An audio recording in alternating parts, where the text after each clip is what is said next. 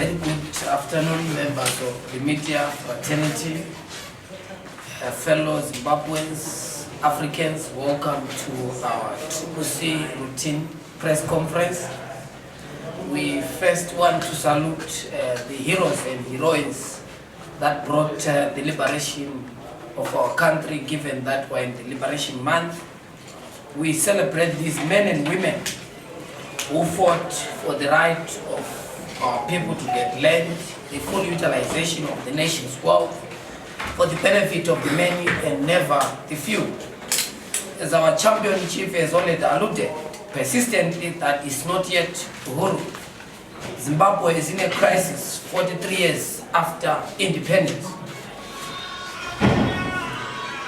We are addressing you, fellow Zimbabweans, at a time when we are facing a huge economic crisis, with the Zimbabwean dollar on a free fall, inflation soaring, the energy running short, poor health service facilities, dilapidated infrastructure, and high levels of corruption, among other vices that have poisoned our country. Zimbabwe's annual inflation rate is currently at more than 455%. The Zimbabwean dollar continues to lose value against the US dollar, now trading at US 1:2,000 RTGS. The twin evils that have poisoned our economy is inflation and corruption. It is clear to us and is clear to every Zimbabwean that it is impossible to use propaganda to run an economy.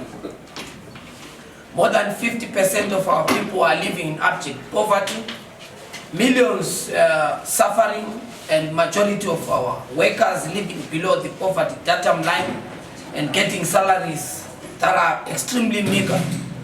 We find ourselves witnessing the plunder of national resources such as gold and other minerals and land to the benefit of the few and never the many. As CCC, we are deeply concerned that more than a month after the Al Jazeera documentary, a unit that exposed money laundering activities, gold smuggling, illicit financial flows, underhand gold dealings and tradings, and other corrupt activities by the political elite presiding over our country, we are very much worried that up to date nothing has been done to bring to justice those that are implicated in this huge scandal. And not only the gold scandal, but also the siphoning of our resources illegally, so in different aspects of our country, be it in lithium, be it in diamonds, and so forth. All these activities of corruption are a huge scourge into the country's economy. We definitely demand that at this juncture it is important for the president to address the nation and all the people who are implicated in these corrupt deals to be brought to book. After investigations, we expect that all the criminals and all the people who are involved in these criminal activities the law should take its course. We continue to witness the abuse of state institutions, particularly the traditional leadership in the countryside, by the corrupt mafia regime in Harare. Vote buying is becoming so prevalent, intimidation and capture is also now the order of the day as we enter into the shadows of the next election. Recently, ZANU-PF publicly announced that they will be using traditional leaders to force the electorate to vote for their party in violation of Chapter 15, Section 15, Chapter 280 of the Zimbabwean Constitution, something which is not allowed, something which is ultra via the provision of the Constitution, read together with the Electoral Act of our country. Knowing that it is no longer attractive to the electorate having a presidential candidate who is unelectable and very much unpopular, the corrupt regime in Harare is controversially who use title deeds to try and abuse and display politics of patronage as we enter into the next election. But it is clear that the people of Zimbabwe are aware that such triggers and trappings of dictatorship are meant, but nothing that is directed to change their concrete realities, particularly in the medium and long term. Now, having given the perspective on the current state of our country, let me go to the gist of our press conference, which is the preparedness of our movement in terms of this year's election. We made it clear when we began the year that this year is declared the citizen victory for change. It is the march of the Zimbabwean citizens towards victory and a possible democratic breakthrough.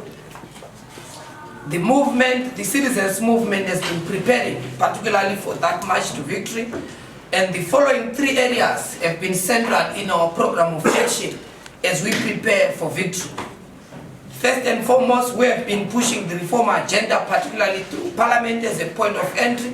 We have made our submissions to Parliament, though there have been challenges around the adoption of some of our propositions on the key reform that is articulated in our document called the Pre-Election Pact on Reforms, a document that summarizes 7 fundamental reforms. In those reforms, we demand immediate reform, particularly on media reforms, which is basically free access to state media and free coverage to all political parties, not just CCC, but every political party that is registered and is contesting in the next election. We also articulated to Parliament in our presentation our belief that there must be, of course, the transparent transmission of results in real time as a key fundamental reforms that we think is going to be dealt with. Thirdly, we also articulated before Parliament our reform demand around the voters' roll. You know, fellow Zimbabweans, members of the media, that the voters' roll is an essential tool if we are to have free and fair and credible elections. So we articulated that the voters' roll is an important tool that must be availed, must be auditable, and these demands are in line with the provisions of the law, which is the Electoral Act and the Constitution of Zimbabwe. Secondly, we have also embarked on regional and global advocacy. We have articulated clearly to the international community and all those who care to listen about the political situation in the country and the need for our regional and global players to assist us to have free and fair elections if we are to have a legitimate government and uncontested state. We do this because you know that for the past 2 decades, Zimbabwe has been dealing with a contested state, and therefore the international community bears the mandate to assist us as fellow sisters and brothers in the region, particularly the African Union, so that we hold free and fair elections, so that we have a legitimate government of the people, by the people, from the people. So in that regard, we have had conversations, deployments in the region and in the continent and of course in the globe, so that Zimbabwe post-election can be able to rejoin broadly the community of nations and be a credible partner in the geopolitics of the world. Thirdly, we have also, in our preparations of March to Victory, the citizens movement, fellow Zimbabweans, has been embarking on a process of candidate selection process, which is basically anchored on our 3rd pillar to produce citizen-centric candidates who must be able to represent the movement in the harmonized election.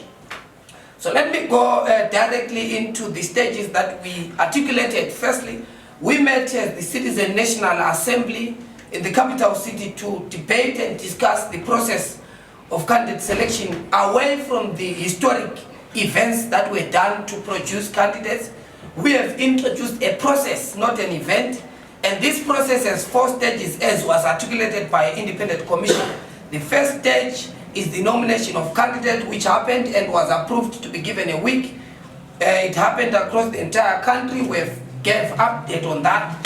The second process was, of course, the vetting of all the candidates who were nominated from across the country, and then the third process being the vetting of the candidates, and lastly, the issuing of the candidate list, which is the final list of citizen representatives who are going to represent the party both in local authorities, in parliament, and the person to represent us as the presidential candidate.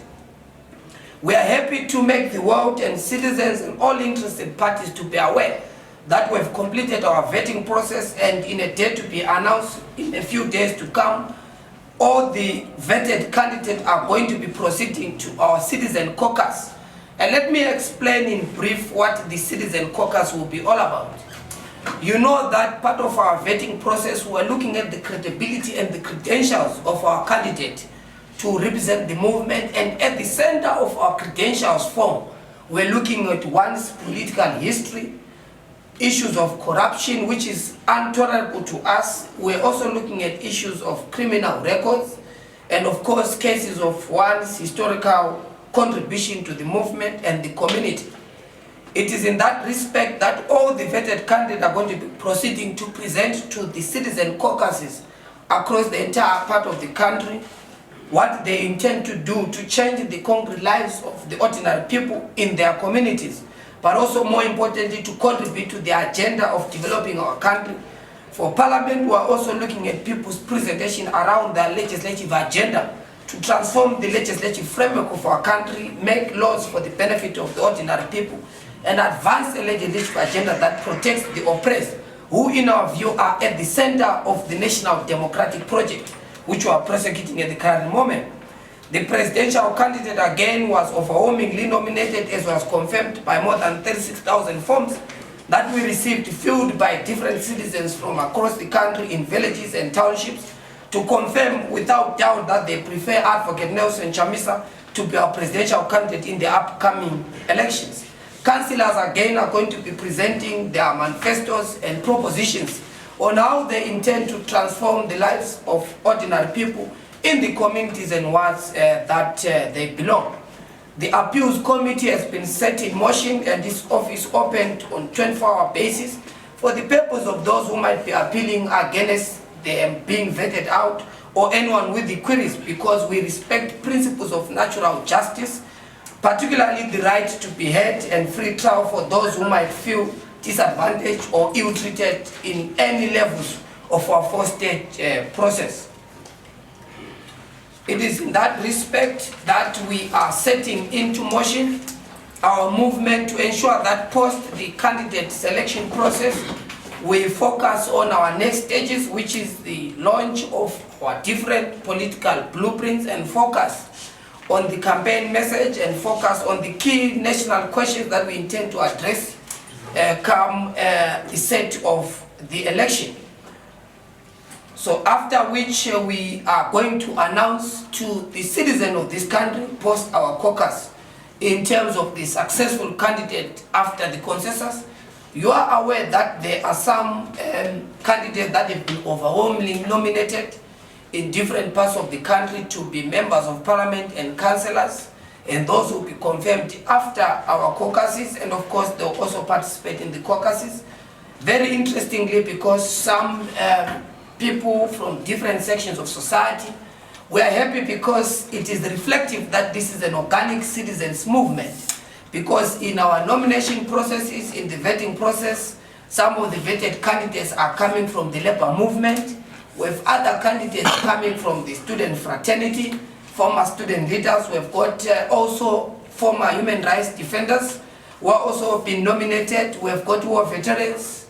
For example, we have people like Mark Redongo being nominated overwhelmingly by a big majority in Mashonaland West. We also have people from the business community being nominated, particularly in council, because of their experience which is needed to run the cities going forward. We also have members who belong to different political outfits before, who have been nominated to join the movement with the intention to represent the citizens' movement. Fellow citizens, we are happy with the process. We are looking forward to ensure that we focus on the next stages of our political program and campaign. We thank the citizens for their support of their movement. We are going to be announcing, as I've stated, different stages of our campaign program. We are happy. We thank the citizens who came with so much excitement. There were some who were sending their nominations via our online platforms, text messages, giving their opinions. Those were very important in the vetting of our candidates, because these platforms, particularly the cell phone numbers that we distributed across the country, for the people to give some of the important information to our vetting committee as to the character and the credentials of certain candidates who have been nominated. Members of the media, fellow Zimbabweans, unless there are questions, thank you very much. I will take care if there are any questions or areas of clarification, so that we can close our press tradition. You introduce yourself and give your question. Thank you. Thank you very much for the press conference. My name is Oliver Timber. I'm a freelance reporter. Now, in the spirit of transparency, you have informed us that Advocate Nelson Chamisa was overwhelmingly nominated you said by about 35,000 nominations. Would you be kind telling us other nominees for the presidential candidates that we actually perhaps contesting against him? That's number one. Number two, we have recently seen pictures circulating, perhaps Advocate Nelson Chamisa in a plane, a pic that looks like a selfie or something of that sort. And where is that he has actually traveled to the US? Is this true? If it's not true, where is Advocate Nelson Chamisa as we speak? Thank you. Do you have a question? Mfunzo wangu ngoro maererano ni kuti varume nevakadzi uye mayouth vachange vakamirirwa zvakamira sei mumarepresentations enyu. Tichitarisa ZANU-PF inoti 30% vakadzi ndo mutemo handisi kuti vanotevedzera here. Imimiwo munoti chii maererano neizvozvo tisingatarisi quota system yemuconstitution? Imimi mungava une quota system here mutarisa vechidiki pamwe chete nevakadzi? Thank you very much. Let me respond to my brother Kwads. First, we confirmed this with the existing residue that President Chamisa was overwhelmingly nominated. Let me maybe clarify that we are not going into a contest. It was a nomination process and never a contest. The citizens of this country were the ones given the mandate to nominate, not the candidates nominating themselves. It was the citizens nominating, and the residue that we have received has only confirmed Advocate Nelson Chamisa. If there is any other candidate, maybe in other political parties, other candidates have been nominated, but in the citizens movement, Advocate Nelson Chamisa, so far with the residue that we have, unless there can be other nominations that can be requested by anyone to make any nomination, but thus far, that's the nomination that we have, and Advocate Nelson Chamisa was nominated from across the entire part of the country. We are very happy for us as a movement because we have a strong electable presidential candidate, contrary to our competitors who have an unelectable and unpopular presidential candidate.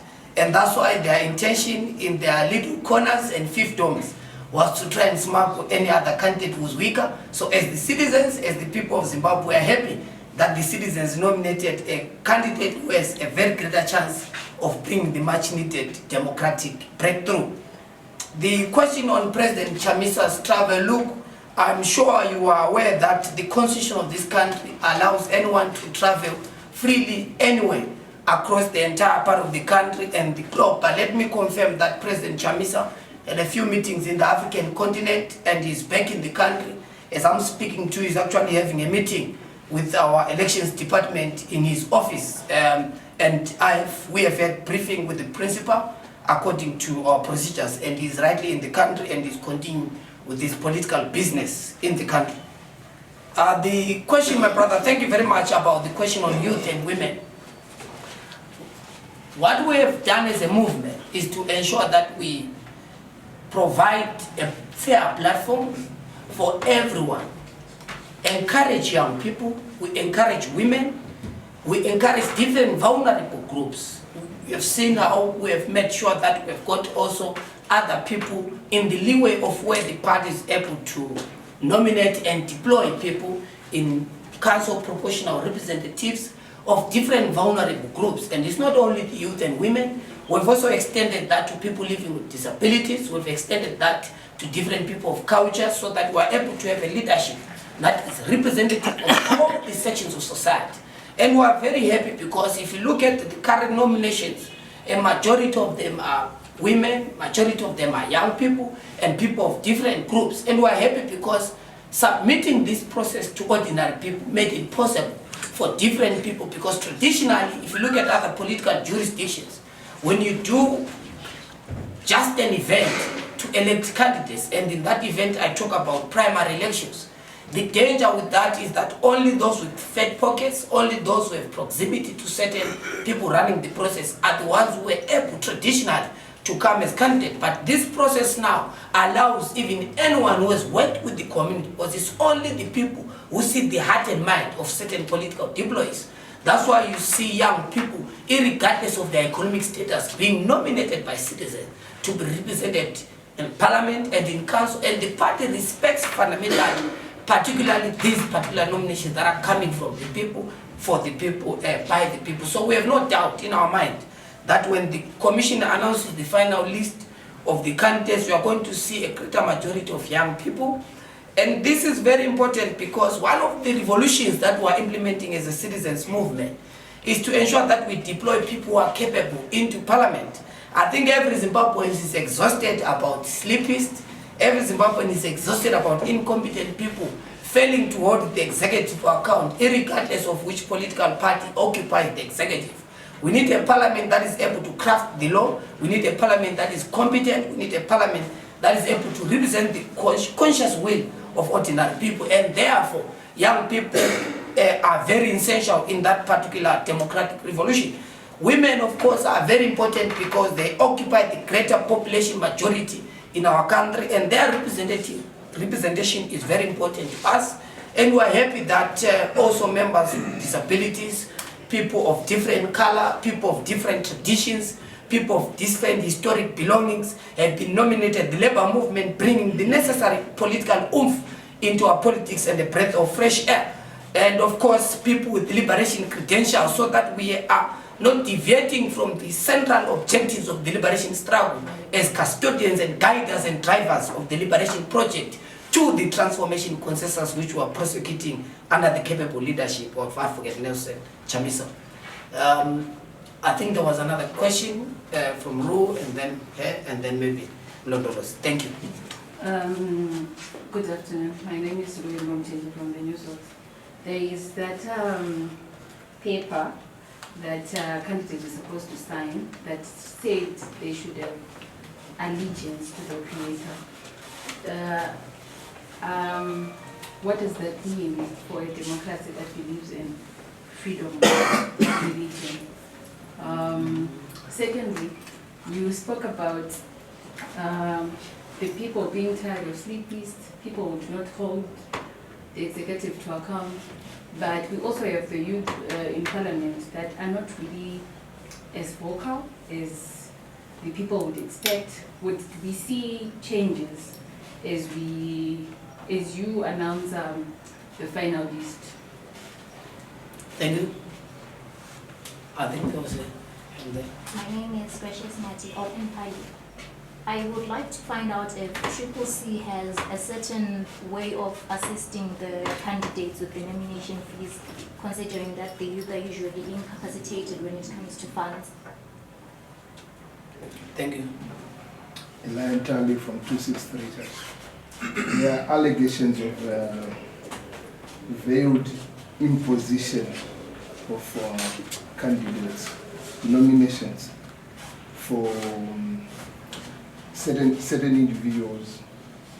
For example, the women, there are certain constituencies that are being said to be reserved for women.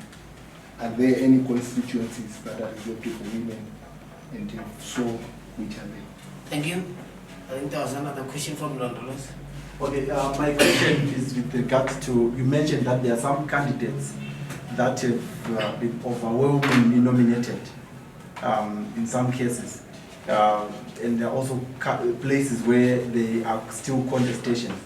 My question would be, at this stage, are candidates now allowed to campaign, particularly those that have been nominated, that feel that they've been overwhelmingly nominated, and those that are not, at what stage will they be allowed to campaign? And if they are not allowed to, are you going to take any action against those that are already campaigning and posing as MPs?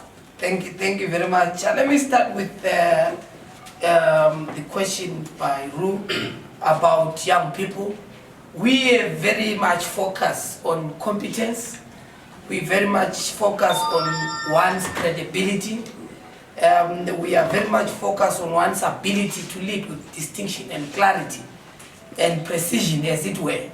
And we are happy that citizens were able to monitor people who went to parliament, people who went to council, and in terms of their capacity and commitment to their day-to-day realities. And it is up to the people to make those particular corrections. It is up to the people to ensure that everyone who's returned to parliament is on the basis of them holding a social contract with the people, because at the center of our politics, we have emphasized that we put citizens at the center, and we are going to respect the collective will of the citizens' majority.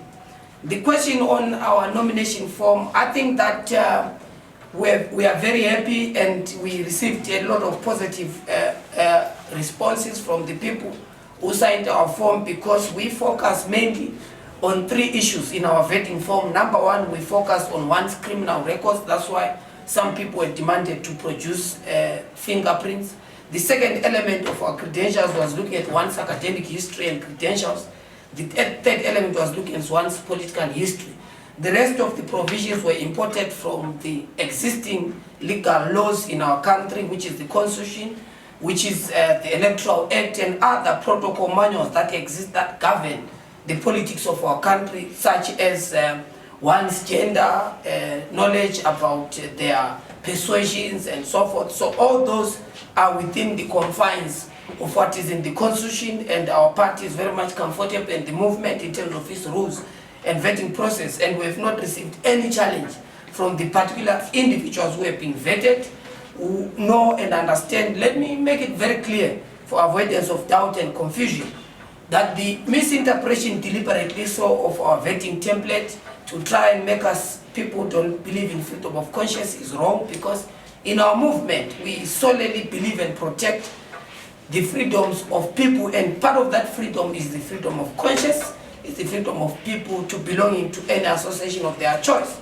And that's why we ask those key questions. I'm sure those who have had swearing in different capacities in the country understand, and those that have read the preamble of our country can confirm that all Zimbabweans who have read the Constitution and swear allegiance to it bear the respect to the skies, bear the respect to God, as has been prescribed in the Zimbabwean's preamble collectively by the people of Zimbabwe.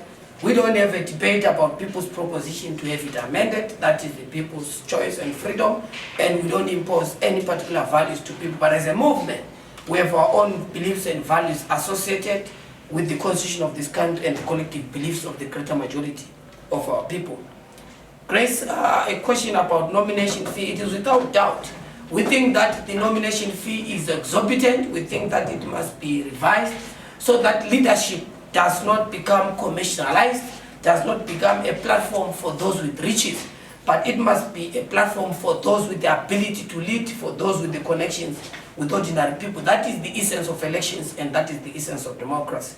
Nonetheless, we are going to make sure that all the nominated candidates from the party who are successful are going to be able to make their payments and proceed to be candidates. The question on imposition, we don't have any reserved seats, and we quash any possible propaganda within and without that tries to portray that particular narrative. The citizens are the ones that make the decisions.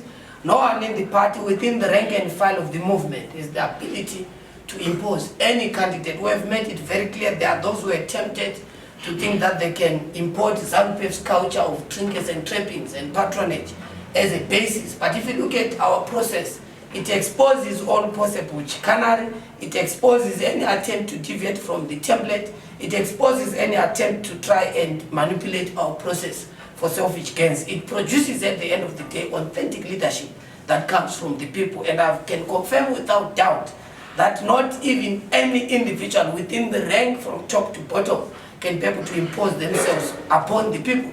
The people are going to make a choice, and we are going to respect the will of the people. On the question of people who have been over-nominated, yes, there are people who have been confirmed, but that does not mean that these people can begin to campaign, because you can only campaign externally once you have been confirmed in the official candidate list that the party is going to produce, and that is going to be the final list of our A team that we are going to be making the nation aware, that we are also going to be making citizens aware in terms of who they should vote for. So we're going to publish 1,978 list of successful candidates, 210 members of parliament, and 1 presidential candidate. After that, all these 8 individuals, the presidential candidate that will be confirmed, members of parliament and councillors are going to be given the official mandate to begin their campaign. What is happening over the weekend are internal presentation of people's campaigns internally within the citizens so that people are aware. In some instances, there are some individuals who are nominated by the citizens, but some members, some citizens might not know them. So this is an opportunity for them to be known physically by the people so that the people can be able to meet them tomorrow and hold them to account according to their promises. So we're not going to be accepting anyone doing any campaign at this particular stage. It is not advisable. It is an offense. It is the breach of the process, and it can attract problems for any individuals who might be moving around. We have had reports of people developing posters and flyers and messages. Some are changing their steps, some are marrying second wives, some second husbands because of the motivation that they will be nominated to be candidates. The process is not yet over. This is not an event where you are nominated and you think you are a candidate. This is a process. So after the process is over of its 4 stages, then someone else can confirm. And after the independent electoral body can publicly announce to Zimbabweans before everyone that these are the final list of citizens that came from the people. I hope, okay. One last one. We hear you have failed to get candidates in some places, like in Rural, Chimani, and other places. Is this true? Let me assist the naysayers and doomsayers in that respect. Like I've explained to you, this is not an event, but it is a process. Allow us to finish our process, and when we announce publicly the successful people, we can confirm whether we have areas where we don't have candidates or we have. The residue that we have, the process that was happening over the weekend was vetting of more than 25,000 people were being vetted, who were nominated, councillors, members of parliament, were being vetted from across the country. And these are the people who are going to go for caucuses, after which we are going to have them being announced as candidates. So it's absolutely not true. It's absolutely deliberately trying to create an impression that the citizens movement has not spread its tentacles across the country.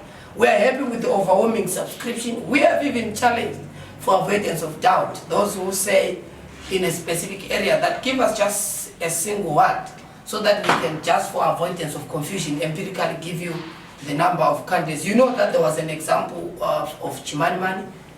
We have more than 6 candidates that were nominated there. We have more than 20-something councillors for the few ones that are there who are going to be going for the next stages and phases. So we are happy. We have got candidates all over the country. They are being vetted.